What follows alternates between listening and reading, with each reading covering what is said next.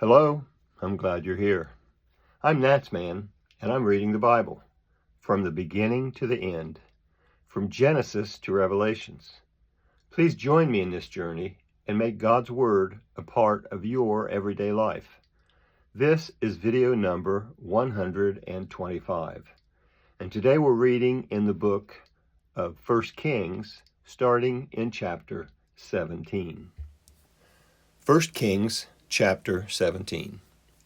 Elijah the Tishbite, who was one of the settlers of Gilead, said to Ahab, "As the Lord, the God of Israel, lives, before whom I stand, there shall not be dew nor rain these years, but according to my word." Then the Lord's word came to him, saying, "Go away from here, turn eastward, and hide yourself by the brook of Cherith, that is before the Jordan. You shall drink from the brook. I've commanded the ravens to feed you there." So he went and did according to the Lord's word. For he went and lived by the brook Cherith, that is before the Jordan. The ravens brought him bread and meat in the morning, and bread and meat in the evening, and he drank from the brook. After a while, the brook dries up, because there was no rain in the land. The Lord's word came to him, saying, "Arise, go to Zarephath, which belongs to Sidon, and stay there. Behold, I have commanded a widow there to sustain you." So he arose and went to Zarephath, and when he came to the gate of the city, behold, a widow was there gathering sticks. He called to her and said, "Please get me a little water in a jar that I may drink." As she was going to get it, he called to her and said, "Please bring me a morsel of bread in your hand." She said, "As the Lord your God lives, I don't have anything baked, but only a handful of meal in a jar and a little oil in a jar. Behold, I am gathering 2 sticks that I may go in and bake it for me and my son, that we may eat it and die." Elijah said to her, "Don't be afraid. Go and do as you have said, and make me a little cake from the first, and bring it out to me, and afterward make some for you and your son. For the Lord, the God of Israel, says, the jar of meal will not run out, and the jar of oil will not fail, until the day that the Lord sends rain on the land, on the earth." She went and did according to the saying of Elijah, and he, and her household ate many days. The jar of meal didn't run out, and the jar of oil didn't fail, according to the Lord's word which he spoke to Elijah. After these things, the son of the woman, the mistress of the house, became sick, and his sickness was so severe that there was no breath left in him. She said to Elijah, "What have I to do with you, you man of God? You may come to me to bring my sin to memory and to kill my son." He said to her, "Give me your son." He took him out of her bosom and carried him up into the room where he stayed, and laid him on his bed. He cried to the Lord and said, "Lord my God, have you also brought evil on the widow with whom I am staying by killing her son?" He stretched himself on the child 3 times and cried to the Lord and said, "Lord my God, please let this child's soul come into him again." The Lord listened to the voice of Elijah, and the soul of the child came into him again, and he revived. Elijah took the child and brought him down out of the room into the house, and delivered him to his mother, and Elijah said, "Behold, your son lives." The woman said to Elijah, "Now that I know that you are a man of God, and that the Lord's word is the Lord in Now I know that you are a man of God, and that the Lord's word in your mouth is truth." That was 1 Kings 17. This is 1 Kings 18. After many days, the Lord's word came to Elijah in the 3rd year, saying, "Go show yourself to Ahab, and I will send rain on the earth." Elijah went to show himself to Ahab. The famine was severe in Samaria. Ahab called Obadiah, who was over the household. Now Obadiah feared the Lord greatly, for when Jezebel cut off the Lord's prophets, Obadiah took 100 prophets and hid them 50 to a cave and fed them with bread and water.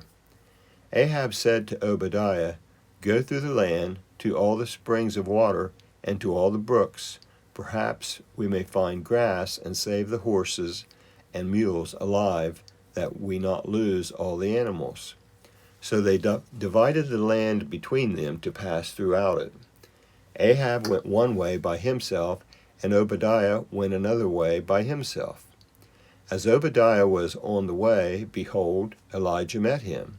He recognized him and fell on his face, and said, "Is it you, my lord, Elijah?"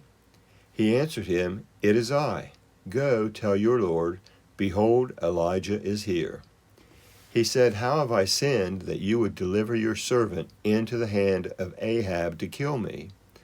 As the Lord your God lives, there is no nation or kingdom where my Lord has not sent to seek you. When they said, 'He is not here,' he took an oath of the kingdom and nation that he didn't find you. Now you say, 'Go, tell your Lord, behold, Elijah is here.' It will happen as soon as I leave you that the Lord's Spirit will carry you, and I don't know where. And so when I come and tell Ahab, and he can't find you, he will kill me. But I, your servant, have feared the Lord from my youth. Wasn't it told my Lord what I did when Jezebel killed the Lord's prophets?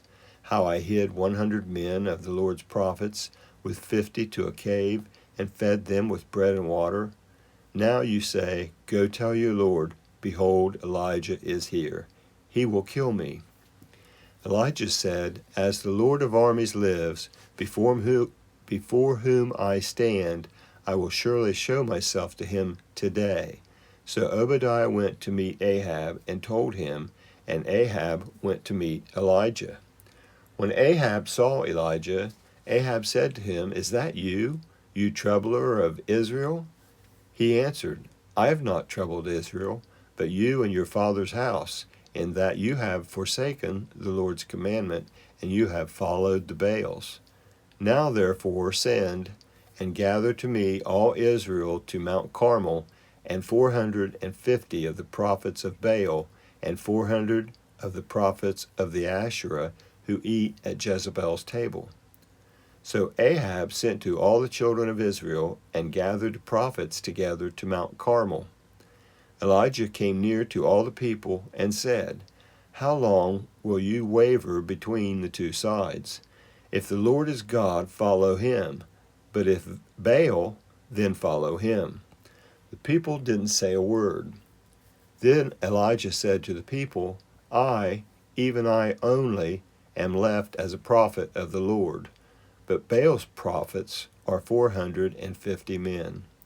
Let them therefore give us 2 bulls, and let them choose 1 bull for themselves, and cut it in pieces, and lay it on the wood, and put no fire under.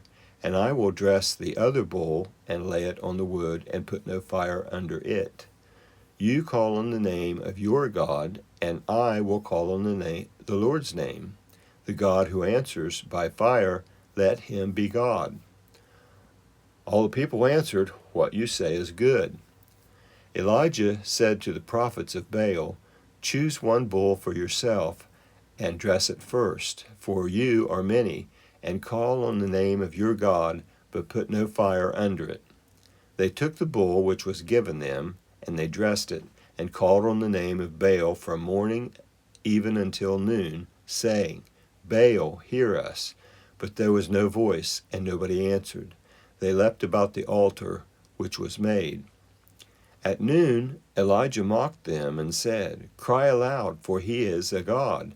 Either he is deep in thought, or he has gone somewhere, or he is on a journey, or perhaps he sleeps and must be awakened."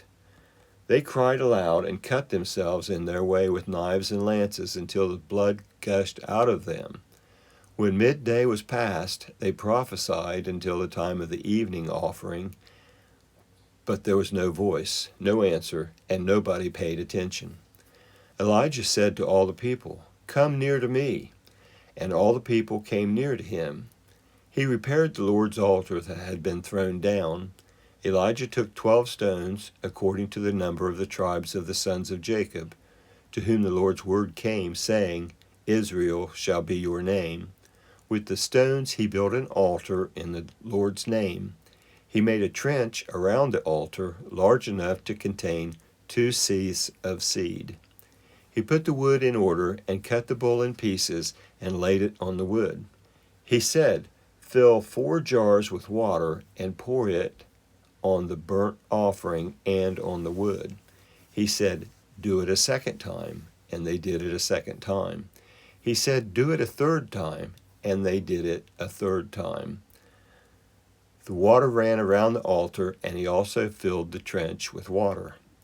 At the time of the evening offering, Elijah the prophet came near and said, Lord, the God of Abraham, of Isaac, and of Israel, let it be known today that you are God in Israel, and that I am your servant, and that I have done all these things at your word. Hear me, Lord, hear me, that this people may know that you, Lord, are God, and that you have turned your heart back again.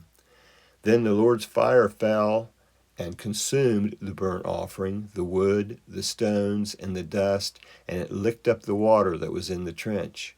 When all the people saw it, they fell on their faces. They said, The Lord, He is God. The Lord, He is God. Elijah said to them, Seize the prophets of Baal. Don't let one of them escape. They seized them, and Elijah brought them down to the brook Kishon and killed them there. Elijah said to Ahab, Get up, eat and drink, for there is the sound of abundance of rain. So Ahab went up to eat and to drink. Elijah went up to the top of Carmel, and he bowed himself down on the earth and put his face between his knees. He said to his servant, Go up now and look towards the sea. He went up and looked and said, There is nothing. He said, Go again 7 times. On the 7th time he said, Behold, a small cloud like a man's hand is rising out of the sea. He said, Go up, tell Ahab, get ready and go down, so that the rain doesn't stop you. In a little while the sky grew black with clouds and wind, and there was a great rain.